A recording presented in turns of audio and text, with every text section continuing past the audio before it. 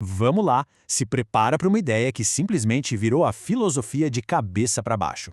Hoje, a gente vai desvendar o pensamento revolucionário de Immanuel Kant e entender como ele respondeu a uma das perguntas mais antigas que existem.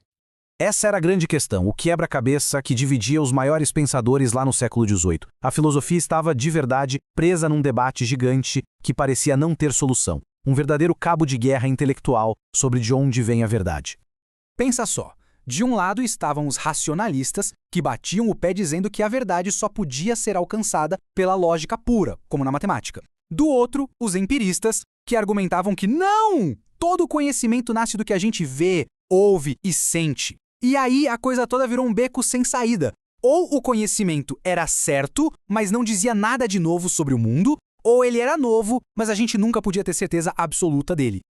E então, bem no meio desse impasse, aparece Immanuel Kant. E ele não escolhe um lado. Em vez disso, como essa citação sugere, ele propõe uma maneira totalmente nova de olhar para o problema. Ele basicamente mudou a pergunta. Ok, então vamos mergulhar nisso. Primeiro, vamos dar uma olhada na ideia revolucionária de Kant. Depois, nas ferramentas que a mente usa para construir a nossa realidade. Em seguida, vamos ver como o conhecimento é de fato montado. E, por fim, os limites surpreendentes de todo esse processo. Sabe, até Kant, a filosofia partia de um pressuposto básico, que o nosso conhecimento tinha que se adaptar aos objetos do mundo, que a nossa mente era tipo um espelho da realidade. Kant fez o impensável. Ele inverteu essa lógica completamente. A grande sacada dele foi argumentar que a mente não é uma câmera passiva que só fica ali gravando o mundo como ele é. Pelo contrário, ela é mais como um sistema operacional ativo. Ela não apenas vê os objetos, ela organiza, ela estrutura, ela molda ativamente a nossa realidade antes mesmo da gente se dar conta.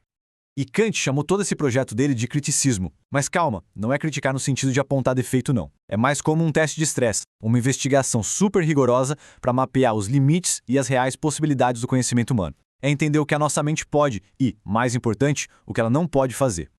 Então, fica a pergunta, como exatamente a mente faz isso? Como ela constrói a nossa experiência? Bom, Kant disse que ela usa duas ferramentas fundamentais para isso, e uma não funciona sem a outra. Primeiro, a gente tem as intuições. Pensa nelas como os dados brutos, sem processamento nenhum, que os nossos sentidos captam do mundo. É aquela mancha verde, marrom que chega nos olhos, a sensação da casca da árvore, o som das folhas, tudo isso antes mesmo da gente pensar, isso é uma árvore.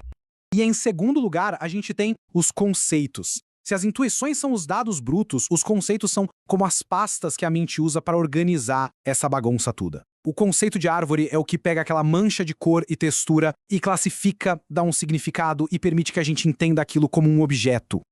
E aqui vem a parte mais genial de todas. Kant argumentou que a nossa mente já vem com um software pré-instalado de fábrica. Espaço e tempo não são coisas que a gente descobre lá fora, no mundo. Eles são as janelas pelas quais a gente enxerga absolutamente tudo. E as categorias, como causa e efeito, são tipo os aplicativos padrão que já vêm para organizar toda e qualquer experiência que a gente possa ter. Ok, com essas duas ferramentas em mãos, os dados que vêm da experiência e o sistema operacional da mente, vamos ver agora como o conhecimento é, na prática, construído a partir da união dessas duas coisas. Essa frase famosa dele resume a ideia central perfeitamente. Todo conhecimento começa com a experiência. Nisso ele concorda com os empiristas, é o ponto de partida. Mas, ele completa, nem todo conhecimento deriva dela.